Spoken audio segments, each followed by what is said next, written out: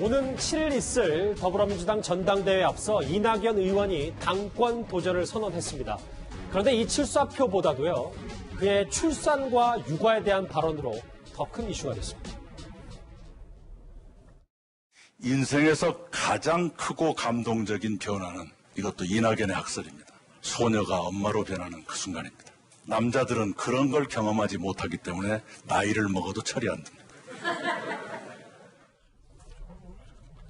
이 발언이요, 이도원 의원님, 오늘 본인 출사표보다도 더 주목을 받았는데 구시대적 발언이고 뭔가 이 성평등과 관련해서 여러 가지 고려하지 않은 거다 뭐라는 지적이 있습니다. 우선 그 말실수는 누구나 할 수 있습니다. 그런데 이제 이낙연 후보는 이것까지 여론조사 그 수치를 내야 되는지 모르지만 어쨌든 대선 주자 중에서 가장 가까운 거 받는 분 아닙니까? 그러니까 발언할 기회도 많고 주목도도 높고 발언이 논란이 될 가능성도 굉장히 큽니다.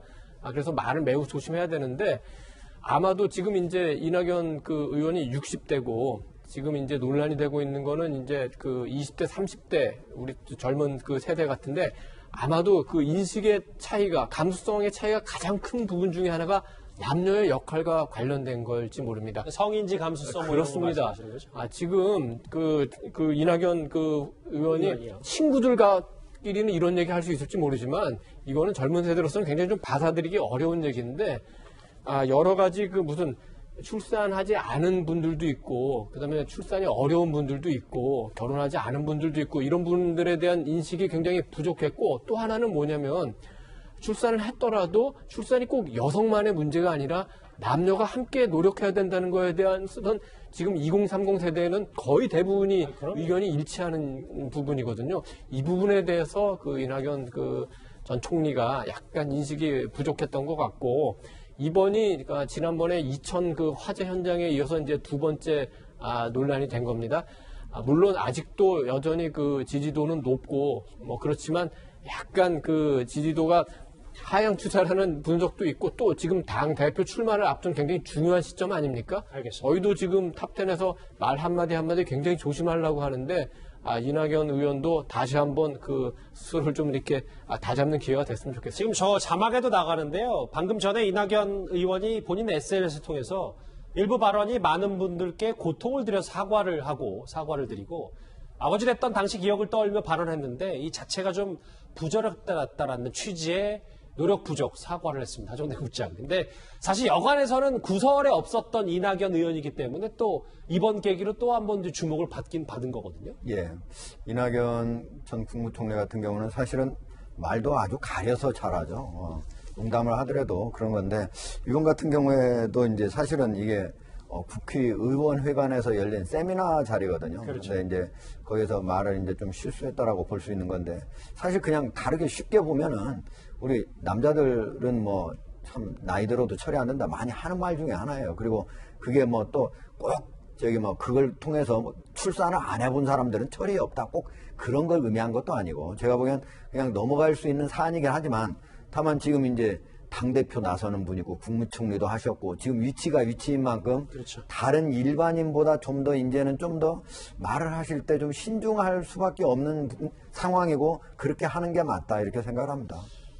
구설은 아니지만요. 미래통합당 김종인 비대위원장도 주목할 만한 발언 하나를 했습니다. 또 차기 잠룡 얘기입니다. 뭐를 어떻게 고쳐야만이 다가오는 대통령 선거에서 다시 정권을 되찾아오고 이제는 근본적인 타결을 한번 해보자.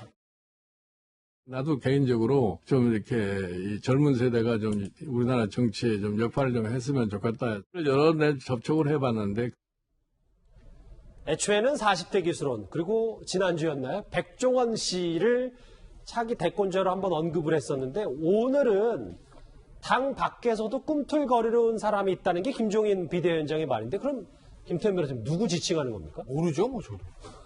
아니 뭐 예전에 뭐 40대 경제정권 얘기했었고 뭐 어차피 김종인 비대위원장이 내년 이제 대선 경선 시작하기 전까지는 당권을 공식적으로 잡고 있는 거니까. 예.